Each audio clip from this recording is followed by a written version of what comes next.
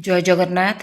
आपण माने देखुछंती द्वितीय श्रेणीर शिक्षण सोपान रेजिस्टर मौलिक साक्षरता और संख्या ज्ञान 25-26 आम डिसेम्बर मासर फर्द किपरि पूरण करवा जहाँकि संकलन फर्द रही। तो चलतु विलंब नक आरंभ करवा।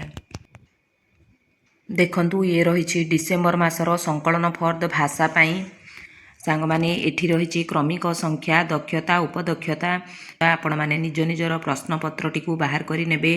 प्रथमे ही दक्षता उपदक्षता गुड़ी को केउ प्रश्न रु आसी ताकू मार्किंग करी नेबे।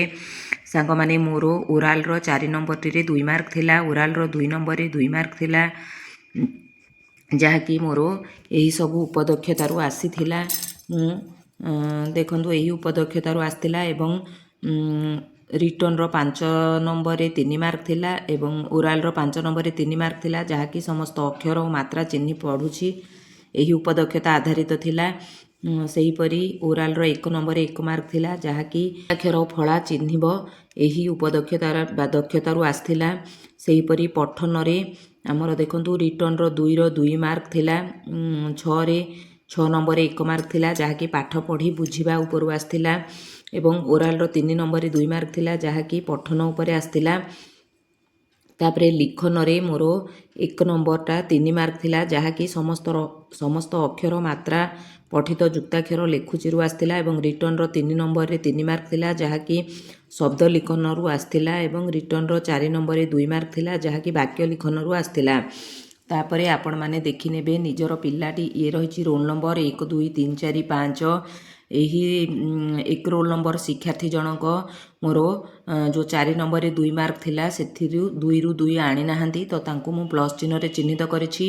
एमाने एवं 2 3 नंबर शिक्षार्थी जनक यही उपदक्षताटी को हासिल करि पारि नाहांती, तेणु मु तांको प्लस चिन्ह रे चिन्हित करछि एवं यही 2 जण जो शिक्षार्थी प्लस चिन्ह रे चिन्हित करछि सेमाने यही कार्य पाई शिक्षकों सहायता आवश्यकता करुछंती।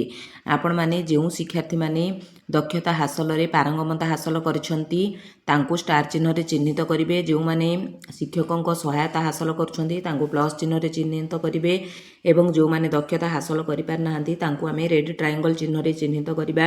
एही परि भाबरे मार्किंग कला परे आपण माने देखिबे एठी मोट उपदक्षता 9 टी रहिछि 1 2 3 4 5 6 7 8 9, तेणु मुझे 9 लिखि नहीं।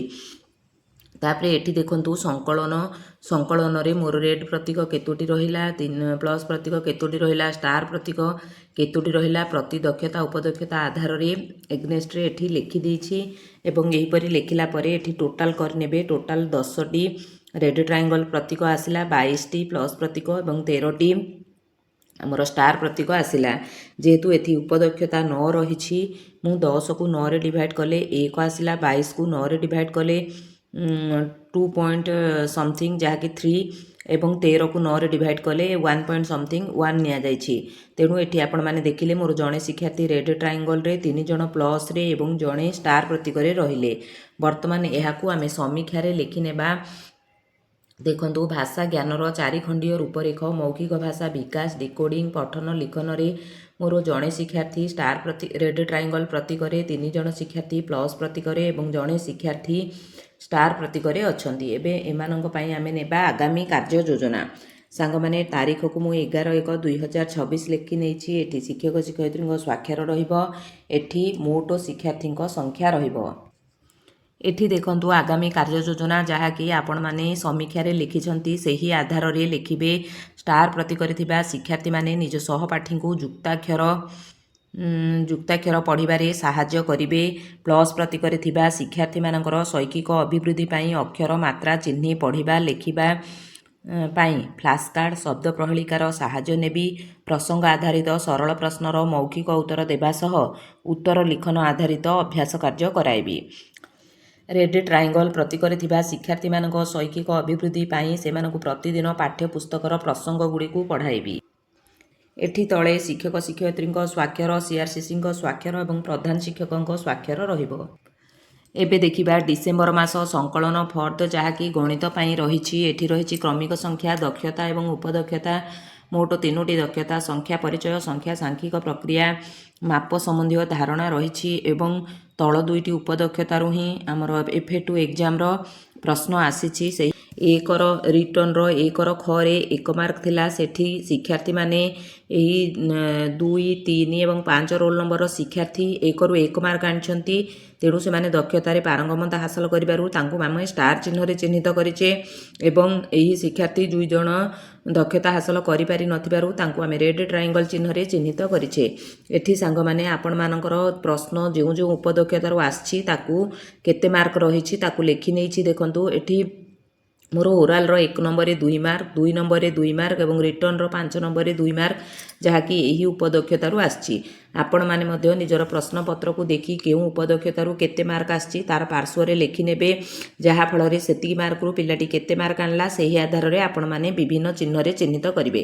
ଦେଖନ୍ତୁ ଏହି ଶିକ୍ଷାର୍ଥୀମାନେ ଆମର ଏହି ଉପଦକ୍ଷତାକୁ କରିପାରି ନଥିବାରୁ ରେଡ୍ ଟ୍ରାଇଙ୍ଗଲ ଚିହ୍ନରେ ଚିହ୍ନିତ କଲେ ଏବଂ ଏହି ଉପଦକ୍ଷତାଟିରେ ସମସ୍ତ ଶିକ୍ଷାର୍ଥୀ ଆମର ପାରଙ୍ଗମତା ହାସଲ କରିଥିବାରୁ ତାଙ୍କୁ ମୁଁ ଷ୍ଟାର ଚିହ୍ନରେ ଚିହ୍ନିତ କଲି ଏବଂ ଏହି ଉପଦକ୍ଷତାରେ ମୋର ଏହି 5 ଜଣ ଯାକ ଶିକ୍ଷାର୍ଥୀ ଶିକ୍ଷକଙ୍କ ସହାୟତା ଆବଶ୍ୟକତା କରୁଥିବାରୁ ତାଙ୍କୁ ମୁଁ ପ୍ଲସ୍ ଚିହ୍ନରେ ଚିହ୍ନିତ କଲି। ଏହିପରି ଭାବରେ ଆପଣମାନେ ଚିହ୍ନିତ କଲା ପରେ ଦେଖନ୍ତୁ ଏଠି ମୋର 1, 2, 3, 4, 5, 6, 7ଟି ଉପଦକ୍ଷତା ରହିଛି, ତେଣୁ ମୁଁ 7 ବୋଲି ଏଠି ଲେଖିନେଲି।